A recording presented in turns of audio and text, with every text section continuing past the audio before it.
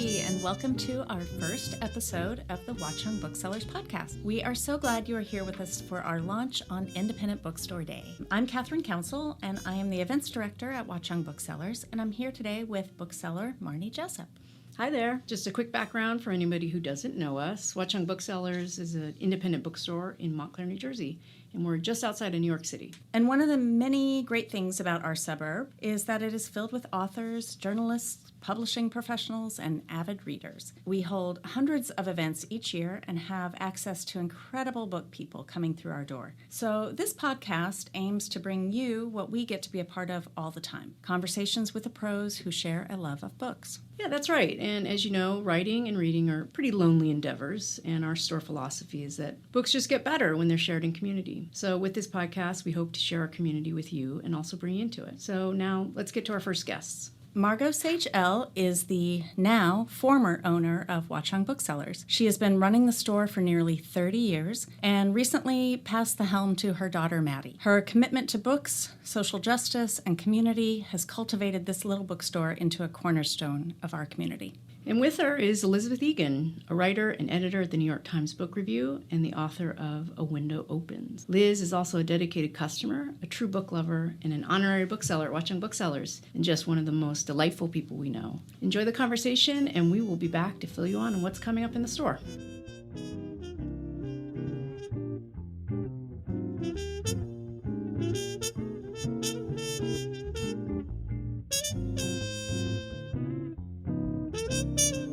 Margot, I'm going to start this conversation by throwing it way back to even before Watchung Books. Oh, okay. Was but a glimmer in your eye, just to set the scene. Right.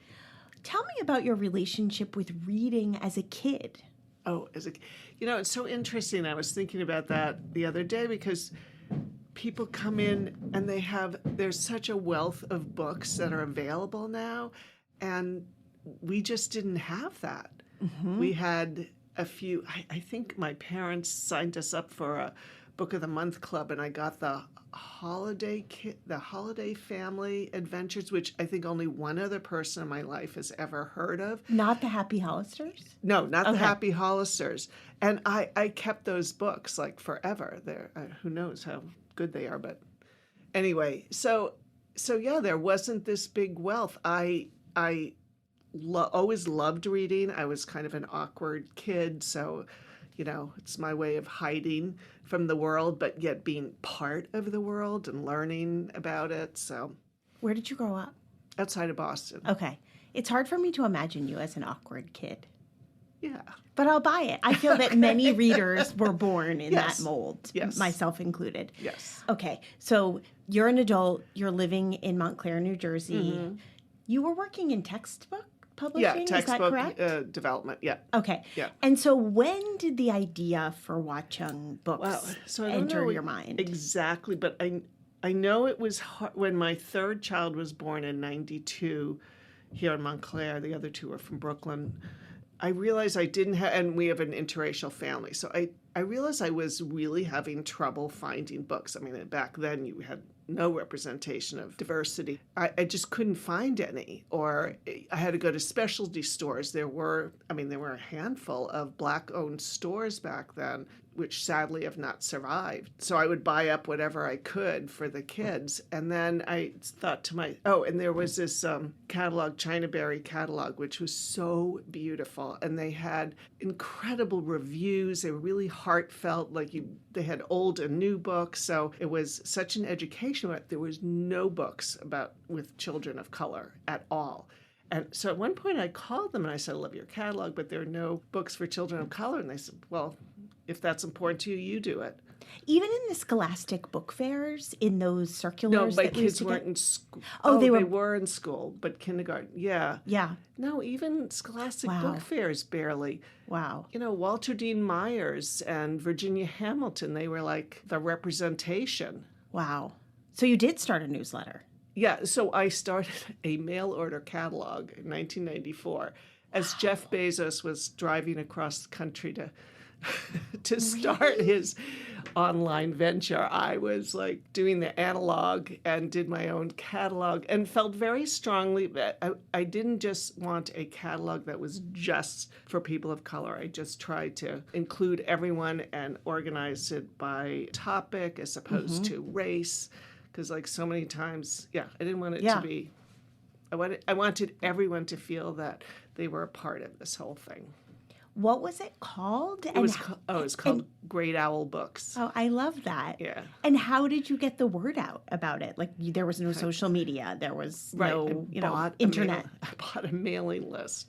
But we got a Parents' Choice Award like really early on, and that was a huge boost. And I don't even know. Then we started getting a lot of buy-in from local people who are school districts and a lot of support that made me think, wow, we need to be a little more locally based. So when Watchung Booksellers came up for sale, 95, I bought it finally in 96, but I thought, oh, this is great. I can just move the catalog business into the bookstore, work part-time, raise my children, it'll be the perfect. I love that you thought that you would work part-time as the owner of a bookstore. There was a lot of naivete. Well, I do think that people really romanticize Definitely. the labor of running a bookstore. Yeah. And I think I started off as one of those people, but as a neighbor of the bookstore, walking by with my dog at all hours of the day, there is always somebody in your bookstore. The windows are always lit. When you get off the train at night, no matter what hour it is, the bookstore is a beacon in Watchung Plaza. Where was it back then? I know it wasn't in the same place. No, it was upstairs above Bradner's Pharmacy, what was Bradner's Pharmacy, which in and of itself was this amazing. Did you ever know that? No, but I know I remember the store that had some of the fittings of the pharmacy. Yeah.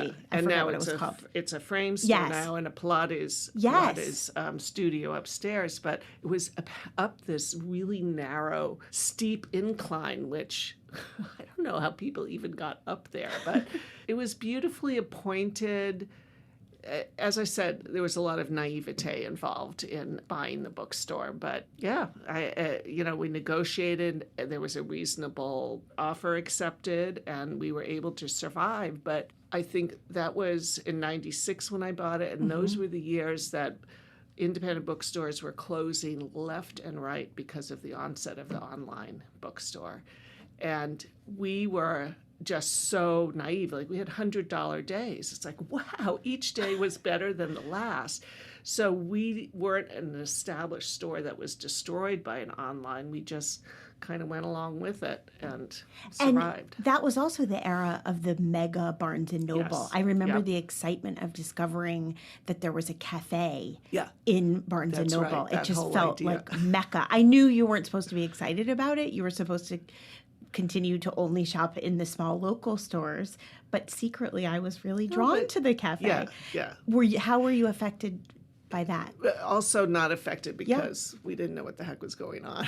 But it's interesting because other people have brought up that Barnes & Noble democratized book buying because there was always this sense of a bookstore owner being an imperious, looking down their nose at you like you didn't pronounce Proust correctly. And, you asked for romance novels and not the latest literature. So Barnes & Noble sort of opened up like anyone could come in. Anyone felt comfortable. And that's been brought up in book conferences that we went to in the very beginning.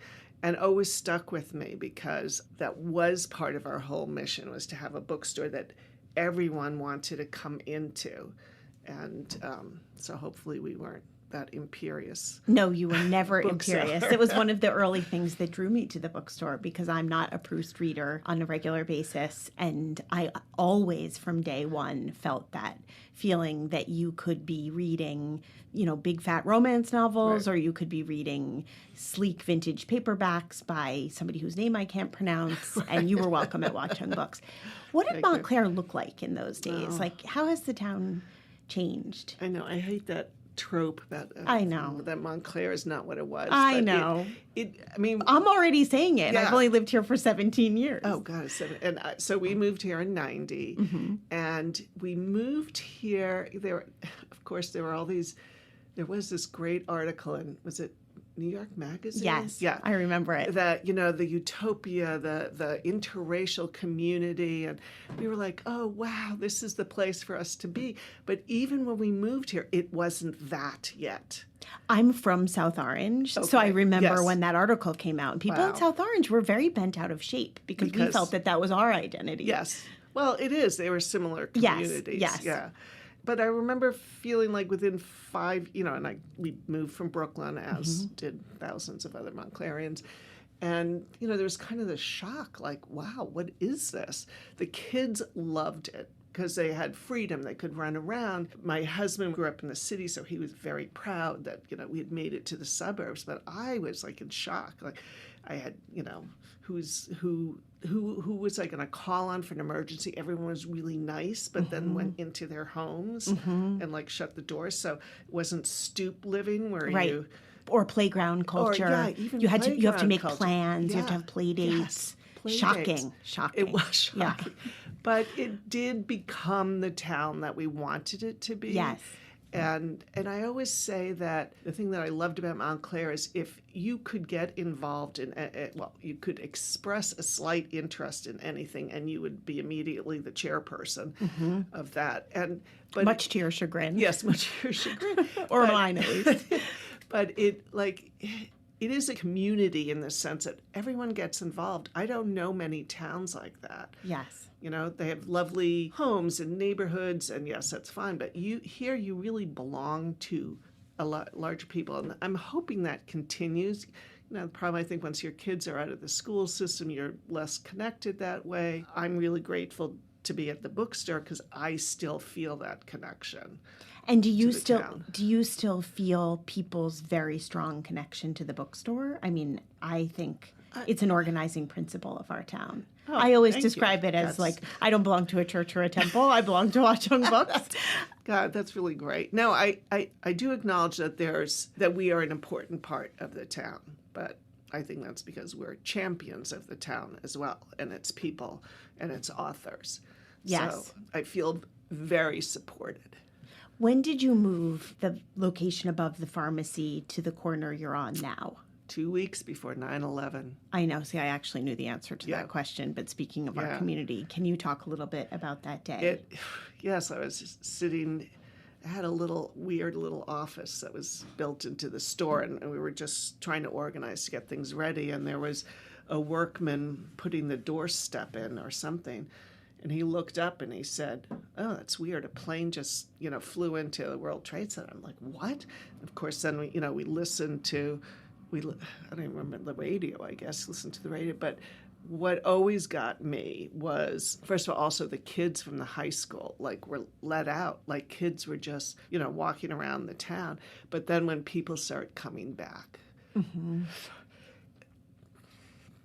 they were all covered in white dust, whether they made it in or not. Some people were on the boats. And I always say, thank God, I don't think Montclair had as many casualties as other towns because it was, wasn't it, the second day of school or I think so. Something like that. And, parents were going in late because they were bringing their kids to school. And, Montclair was fine. Montclair is we were much more casual. We didn't have as many people who, were sitting at their desk at 7 o'clock in the morning. But yeah, that was amazing. And also it was amazing for us. I mean, we hadn't even opened the doors yet, but the difference from being upstairs, half a block away, and downstairs in the aftermath of 9/11 was that people came in looking for atlases because no one knew where Afghanistan was. And they wanted mysteries. Forget our deep, heavy literature that people used to buy stacks of. No, they wanted escapism. They did not want to. So that was that the first lesson I think we had in terms of pivoting and readjusting. This is not, you can start a business and say this is how I want to run it, but you have to be responsive to everyone who's around. And things what they want. So far out of your control. It's really unimaginable. Yeah. Moving to another huge crisis, and I promise I won't we're not dwell gonna have a crisis on all the sad conversation. things. But speaking of pivoting, let's talk about where you were 4 years ago at this point, 4 years and change on the eve of the pandemic when it started to become clear that you would not be able to keep the doors open. Yeah. How did you reassess and strategize and plan? Well, I knew that I think it was a decree from the governor, Yes, right? that's true. Yes. That we had to shut businesses. Yep. Your store was the last place I went. Okay. Actually, no, that's not true. I went to the bookstore, and then, of course, I went and got my hair colored. And then I went into deep quarantine. Yes, those were my priorities. I've said it out loud. So I remember there was a Friday. It was Friday the 13th, right? Then, like, the schools, all of a sudden, everything was shutting down. I have to say, I was in disbelief. Yeah. No, like, what are people talking about? And then when the decree came from the governor that we were supposed to close down, I figured, okay, 6 weeks, right? That's like how long it'll take. But I also knew we could not shut the doors. I mean, we could not stop the business because I still had to pay rent. I was trying to, pay employees. Of course, a lot of people left because of health reasons or parenting responsibilities. And I don't know. I don't know what the thought was, but the one thing that kept us going was that we already had an online, an imperfect but online presence, which used to be 0.01% of our business.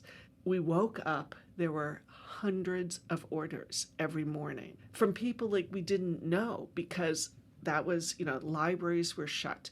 And then Amazon decided books were not essential. And here we were, in this community. And parents were frantic because, they were getting worksheets for their kids. And I think a lot of people just said, I don't care what you do, just read. We were like literally slinging books and then turned the bookstore into a warehouse. Mm-hmm. And there were 4 of us who were able to stay in there, and it was insane. And then you put the books at the back of the store and people could pick them up. Yeah, I don't know how we even thought of that. Well, I will tell you one thing, and I'm probably going to cry when I tell you this, but for 2 weeks, of course, we were in deep quarantine for months, but for 2 weeks we went nowhere. After 2 weeks, we ordered a bunch of books and puzzles online, and we emerged from our house blinking heavily like moles, and we walked over to the bookstore and we picked up. It was my whole family. There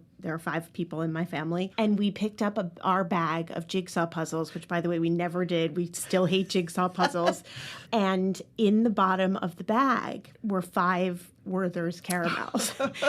And it was like whoever took our order online knew that we were a family of 5 and that we always helped ourselves liberally to the real life bowl of candy next to the cash register. And to feel so seen in that moment where we hadn't seen anyone but each other. That was great. It was incredibly moving. So you went along like that for how long before you actually opened the doors to customers? At minimum 4 months, but could it have been 6 months? And then for quite a while we were opening, remember we only let 5 people in at a time and had appointment. It was weird. But wait a minute, but I was going to say it was during the time when we were quarantined, and amazingly, there were 4 of us who worked in the bookstore. It was just taking orders, filling bags, yes, we were grateful that we had the work, but I sat there and go, this is not what we went into book selling for. No. It was the lack of human contact was horrifying. And also in terms of books for the authors, what we were getting were orders from the top. We sold hundreds of maybe the top 10 commercial books, the books that got written up somewhere, and the rest, all these beautiful new books that we used to be able to introduce people to and hand to them, were just going by the wayside. To me, it was just the saddest thing about heartbreaking. Yeah, about the state of publishing, several of the authors who had brand new books Yeah. come out at the beginning of the pandemic have new books out this season. Oh, that's or interesting. last season. And I, Right. as a reviewer, I've kind of kept a special eye out for those Wow. books because Yeah. those authors, to have the guts to sit down and do it again, Yeah. especially the debut novelists, and that's just That your is book amazing. came out to nothing. Yeah. Like, Yeah. how did you, I'm curious, as a boss, how was it interacting with employees? Like, you had to be, those 4 people that you were with Yeah. in the building, you were all connected the same Yeah. way nobody else wanted to be connected. Right. How did you navigate that? We cried a lot. Yeah. Yeah. And no, and I don't. But it was an amazing camaraderie between the 4 of us. It was Caroline, Asia, and Emma, and I, and of course Carlo at DePeppo. He was also frantically trying to stay alive, and yet every lunchtime he would send over for the 4 of us this beautiful, homemade soup or his lunch. It was camaraderie, like Yeah. really tight. Shifting gears slightly, because we could talk about the pandemic for the entire Yes. time. I mean, here's a very official thank you and congratulations thank for you. surviving and Yeah. then expanding, which is Yeah. a whole other topic. But let's pause for a second and talk generally about how the publishing world has changed Wow. since you start. I mean, it's a big question, but what's the first thing that comes Well, we to only mind? have 5 publishers, Well, that's that Now- would be one thing. and one has about 80% of the business. Right. So it's and I feel like there's some good change happening. Do tell. Yeah, like there are independent publishers coming up. Of course, they don't get their full due or publicity or readership, but I think that the one thing that has struck me over the years is that it is a business where you can have publicity, you can have a plan, a PR plan for a book, launch it very carefully. But you know what? If people don't like that book, they're not going to buy it. And I've seen this happen with books that had, big to-do. That first week, great sales, nothing after that. Right. And then yet... It's like a birth plan. Yeah, it's a birth plan. It actually means very That's little. like- yeah. And then, but the books where it's truly a word of mouth business. Yes. And, where people are handing books to each other, or a book group gets together and says, wow, let's, read this. And so those books that just over the course of time just build up are amazing. And so to me that I still have a lot of faith in that it's human driven as opposed Yes. to There's a lot of algorithm. serendipity Yeah. involved. And it's a business. But you are one of the drivers of that, like word of mouth. I mean, as a reviewer, a book reviewer, and I mean, we rely on the New York Times. Like our community is a New York Times NPR community. Yes, But, it is. When I love a book, I often feel that I missed my career in a publicity department.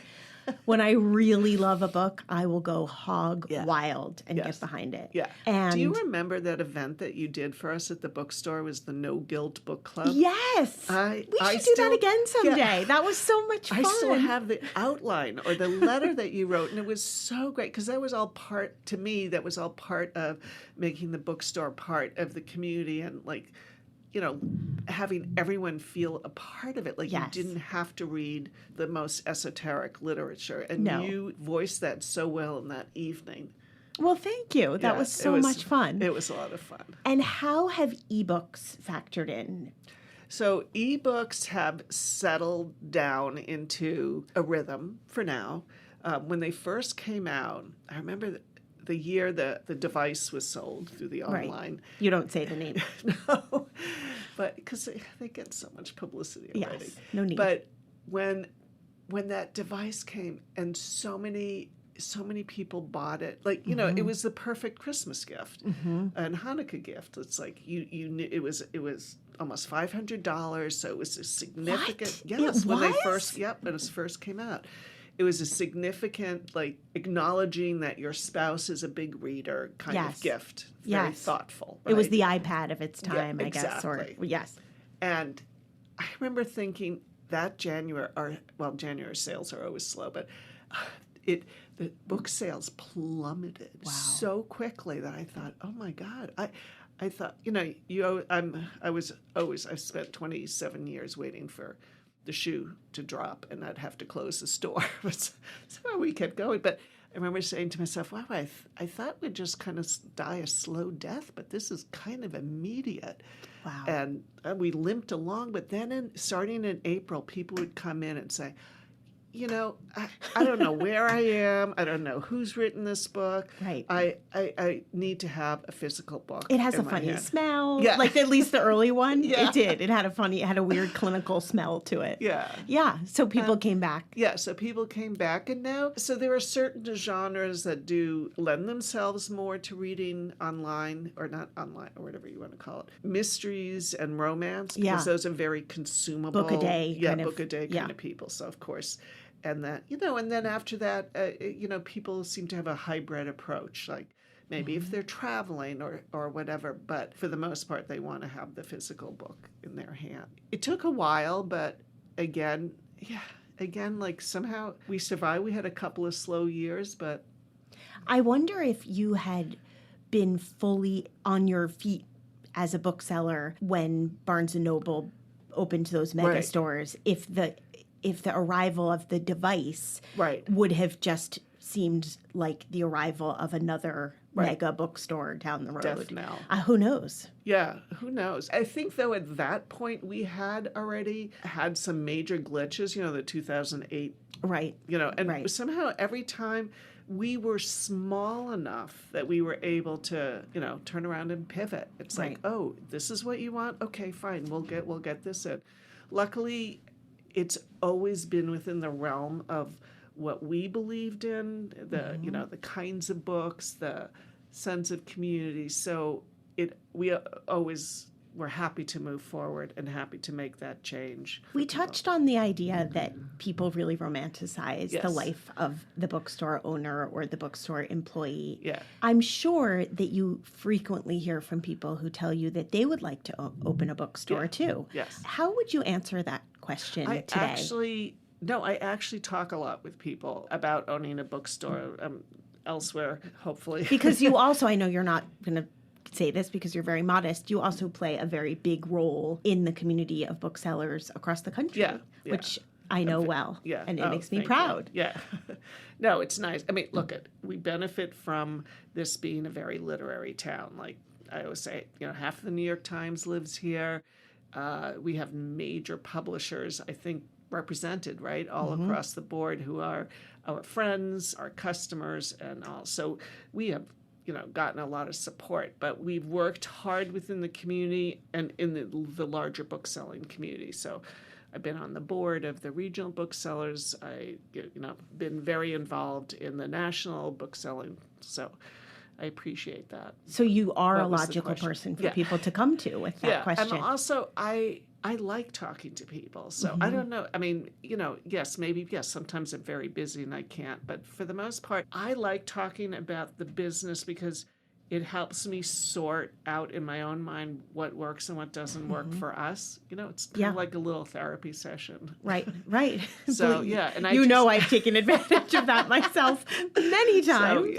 So same here. But I just was on the phone with someone else who wanted to open a store up in Burlington, outside of Burlington, Vermont. So it was really interesting talking to him about the demographics, the size of the store, what he envisioned. And this was a person who was not a pie in the sky. I love to read. I just want to own books. Those are not the people who should own a bookstore. They should volunteer in the library. Yes, who is it? Years ago, somebody said, "What's the best profile for a bookseller? Like, is it a major reader? Is it this?" And somebody said, "No, it's a waitress, like someone who can go. It's like, hi, hon, I'll be right with you. Oh yeah, you want this? Oh, I know you like your coffee this way." And that's like that's so funny. Yeah, and that's what really, of course, you have to read because that's what you're selling, but. That's what I love about our booksellers is that they know who comes in. They know what their book is. They know what to recommend. When we do our buying seasonally, I sometimes get one copy of a book because I know that one customer who will want that. And you're thinking of that one customer. Thinking of that customer. And then there are other books you look at and say, this is what we should all be reading. So Right. let's, The sort of spinach of Yes. the list. You've had lots of people working at the bookstore for many, many years, Yeah. but you also have younger people who come through, you have your high school program. How do you find people who really know what they're doing? Like, I would actually rather at this point talk to some of the younger people than even you, believe it or not, when I go in, because I love hearing what they're reading, and they really know their stuff. Yes, they're great readers, and they read. Yeah, they would read books that I don't, have the inclination to read, and we have we also talk about books among ourselves. So I feel like, okay, you've read that, you've explained that to me. At least I have a sense of what the book is. But yeah, we've got great young people. How do you find them? Some of it must be self-selecting. Yeah. Like who would apply at a bookstore? Everyone. Well, not everyone. Every sentient human being, as far as I'm concerned, should apply in the bookstore. But salaries are one deterrent. That's very true. Yeah. So, we can only afford to pay so much. So I think it really does have to be someone who loves books. Right. And loves to talk to people. Tell me a little bit about how you work with authors in the community, because you have an unusually high number of authors as part of your congregation, so to speak. And I'm sure that can be a lot of fun, and I'm sure that can also be a little bit tricky. Well, it's a lot of responsibility. Mm-hmm. And first of all, I used to know every single author in town, and now books come. I mean, we have so many. We have over 100 published authors in town, and this is traditionally published, not self-published or poetry chapbooks, which of course there are also a lot of passionate people in town. But so now I don't have a handle. But for the most part, authors come in and introduce themselves, or as I'm going through all the catalogs, the reps will point out that someone's from Montclair or the area. So what is the response? Well, in the very beginning when we opened up, and I always thought that if we cannot champion our own authors, if we can't celebrate them and have a party or, an event for them, where, back in the days, I guess Barnes & Noble is doing more events, but you couldn't get in unless you were an A-list author. So here I just said, you know what, these are our people, and we'll always support them. But when we started in 96, we had less than 10 authors in town. It was like Valerie Wilson Wesley, Sharon Dennis Wyeth, John Katz, Neil Baldwin. That was it. And now we have so many. I wonder how many of them moved here knowing that your bookstore is here. One person did say to me, she goes, I was coming, can I leave Brooklyn? Can I survive in, Montclair? And she said, and then I looked at we had a list, which we have to update, a list of Montclair literati on our website.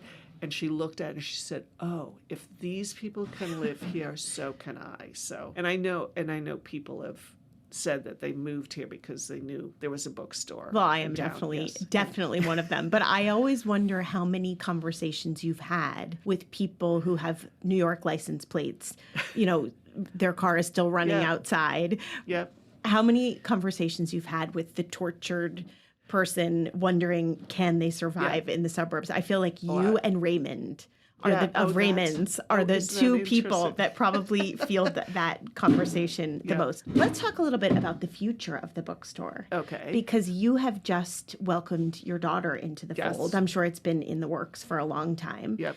And I kind of wish she was here. You should have a whole separate podcast. I think she deserves it. Yeah, for sure. When did the two of you start talking about the next phase? So it was post-pandemic not directly. Well, when did the pandemic end? But it was, Maddie was a principal in New York City, 2 young children here in Montclair, and being a high school principal was kind of brutal during the pandemic, and commuting with 2 little kids was also insane. And I had no idea that she wanted to come into this store. I mean, she always said, I'm going to be a principal, a lawyer, and run the bookstore. I'm like, you know what, Maddie, it's not a part-time job. And she had worked in the bookstore before. Yeah. Had all Yes. of your kids worked in the bookstore at some point? In one way Yeah, or another. yeah, yeah. Or as Maddie said, I worked here at 9 years old and was not paid. They so- volunteered in the Yes, bookstore. they volunteered.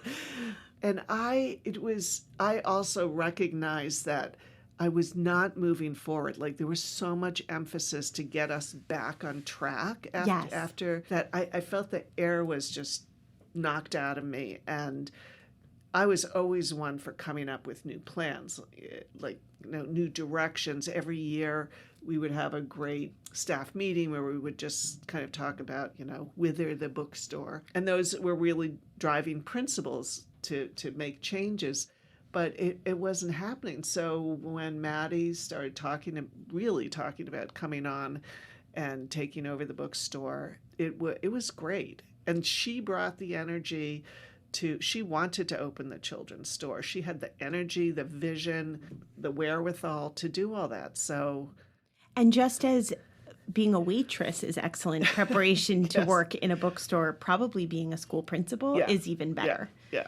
Well, because she's a devoted educator, and so that carries through. And yeah, she has a whole different way of looking at kids' books, whereas mine was much more, emotional and romantic. She also understands the fundamentals behind reading and all that. So it's very exciting.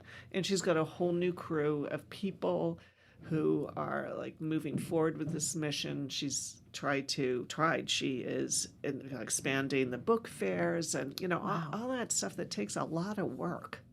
And embedding your bookstore and your family even deeper into the community, Oh, I would say. yeah. When you walk into the kids' room, even if you walk by and look at what's in the window, do you think back to the days when you were looking at book offerings for children and they were only offering books about one type of kid? Yeah. Because the world has changed in that way world very has- much for the better. Yes, and publishing is much more responsive. More authors and illustrators are coming on. The editorial boards have changed. I mean, it has changed. But no, I didn't think of that. I do remember walking into a bookstore once, and somebody said, "Oh, here are all the children's books, and here's the shelf of diverse books." I'm like, "What?" It's like when you go into the grocery store and there's Yeah. a shelf of international foods Yes, exactly. that It has, was Tabasco sauce Yeah. or something on it. Like, really? So- this couldn't be integrated? Yeah, and now it's like everything is everything. So Yes, as it should be. Yeah. I know it's hard. You don't have a crystal ball, but what do you see as the next big publishing trend? Like, wow. I know, but you haven't you even- have had a front row seat for all these years. Yeah. Where is the publishing industry going? I mean, the publishing industry is always sounding its own death knell. That's just having now crazily worked in this field for 30 years. I've heard 100 times. Right. It's not how it used to be. It's, Right. Things are changing. It won't be like the old days. And I've kind of learned to tune that out, that, books Yeah. still keep coming out. People Yeah. still keep reading them. Yeah. There are always the crazy outliers and then the quiet chuggers along. What interests you on the horizon? Wow. I've not given that much thought, but one thing I think is I think there are way too many books being published, and I understand there are niche markets, and I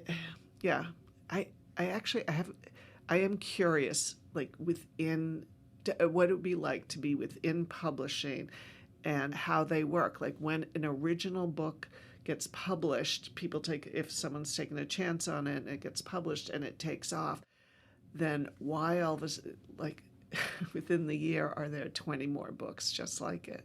Well, one of my abiding memories of the night of the No Guilt Book Club at your bookstore, it was the first time I saw 50 Shades of Grey.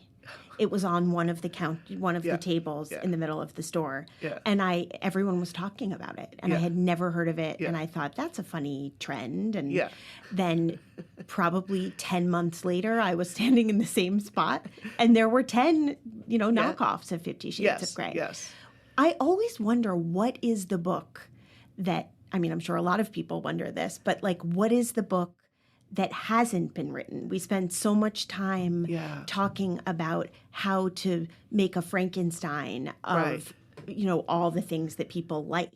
What is the thing that people want to read but haven't read? But I think what we've seen over time is that it doesn't have to be what people want to read. Like, yes. Like, remember when Seabiscuit came out? Yes. I'm like, oh, who wants to read about a horse? I'll get one copy for a friend who I know bets on horses. Yes. And yet, but so it's... Those are the best books. Yes, those are the best the books. Kismet books. It's not, the Kismet books. That's a great way of I always putting think of it as... The Immortal Life of Henrietta Lacks. Yes. I'm kind of dating myself, Yeah. but I always say this. I remember when I first heard of that book, I was like, nobody's going to read a book about jeans with a G. Yeah. I would definitely read a book about jeans with a J. Yeah. And guess what? Everybody read that book. I know. And I think about it every single day, and it came out years ago. So to me, it's the art of writing, Yes. the authenticity, not necessarily of the subject, although it's always exciting to have like a new subject. People have put their heart and soul and passion into a book. I feel like that's what we're all responding to with the books that we love, the books that we press into someone else's hands. Are you always aware of that every day when you walk into the store, that you're treading on people's dreams? Every book you buy or don't buy, every book you sell or don't sell, every spine on your shelf is someone's dream. Yes. Somebody's quiet morning for years on end, toiling. It's a very lonely way to work. Yeah. To be a writer. And if a book doesn't sell, like we return it to the publisher, I feel awful. Return it. I feel like I did not give this person a chance, this writer. But in the end, we are a business. I have to pay the rent, and I have to pay employees, and I have to pay the publishers. So I can't, so that's, it's... The fact that you've been at it for this long and have not become jaded and just thought like, next, bring in the spring books. I mean, that's a tribute to you, Margot. Oh, thanks. What are you... this is my least favorite question when people ask me this, but I'm going to ask you anyway. What is the book that excites you the most right now? Well, I'm just finishing up the Kingsolver's Demon. Oh, Conrad, good. Which Yeah. I know is had its, all its publicity, but it is well really deserved. It's such an amazing book. But then the other, so in terms of new books coming out, Maddie just gave me the galley for Percival Everett's new book. Oh, wow. Yeah, James, which is a retelling of Through the Eyes of James with Huck Finn. Wow. And, so that's fascinating. And then I've got all these galleys for author events coming up that we're very excited about.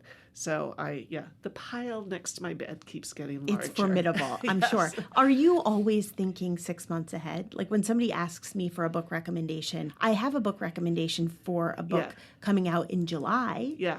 But I don't have one for a book that came out on Tuesday. Right, which is one reason why I know the publishers want us to read the galleys early so we can start, getting the word out. But if I love a book, I want to be able to walk in the next day and actually hand it to someone. So it's very hard for me to read 6 months in advance.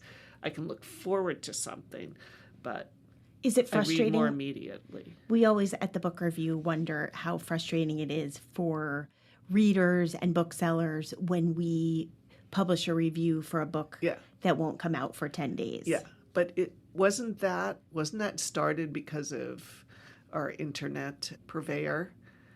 I don't have an answer to that. Okay. Sometimes it's a matter of what fits in print. That's interesting. There are a bunch of reasons. I think it's probably better for the author. Yeah. If the review if it's a positive review, if it comes out before their publication date, because then they get more pre-orders, maybe. Yeah.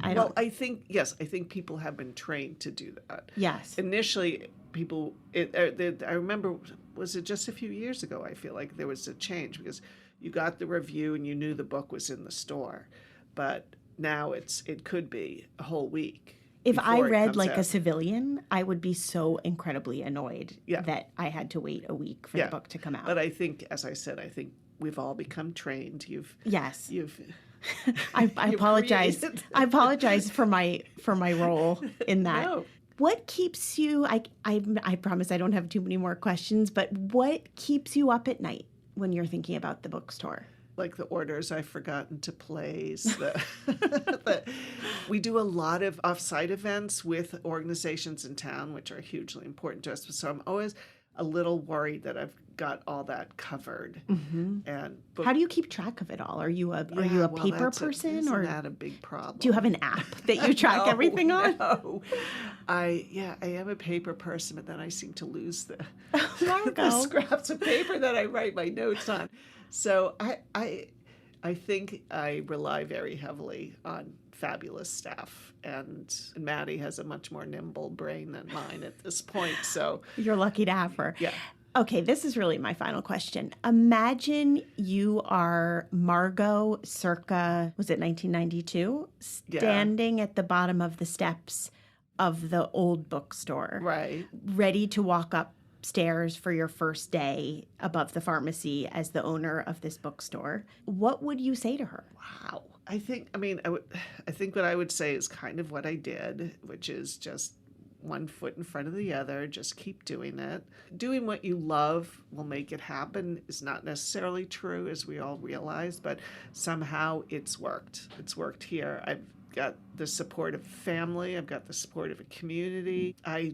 I know there are quite a few people who said, "You're crazy. Why are you doing this?" A bookstore on the second floor, a bookstore. It's like, I just did it. I don't know. It just kept working. And for that, I'm really grateful. I would say to you, you did it. And for so many people, you offered a home in this town before this town felt like home. And thank you. Thank you. I'll leave it right there. Thank you. Thanks, Margot. Thanks, Liz. Thank you, Margot and Liz, for the great conversation. We loved hearing about the history of Watchung Booksellers, and we're especially grateful to both of you for all you do to support books. And for you listeners, we hope you take some time today to visit us, or if you aren't local, visit your own indie bookstore on Independent Bookstore Day. We love to celebrate today with our customers who keep us going. Also today is the beginning of Succeed Together's Montclair Literary Festival. There are events all day long at Montclair State University, and most of them are free, and ticketed events are happening all throughout the week. And then next Saturday, on May 4th, there's another full slate of author talks in downtown Montclair. And you can find out about the festival and all of our upcoming events in our show notes and also at watchungbooksellers.com. Recording and editing at Silverstream Studio. Original music is composed and performed by Violet Mujica. And thanks to all the staff at Watchung Booksellers and the Kids Room for their hard work and love of books. And thank you for listening. If you enjoyed it, please like and subscribe and follow us on social media at Watchung Booksellers. And if you have any questions, you can reach us at wbpodcast@watchungbooksellers.com. Join us in a couple of weeks for conversations with Dion Ford and Alice Elliott Dark. Until then, for the love of books, keep reading.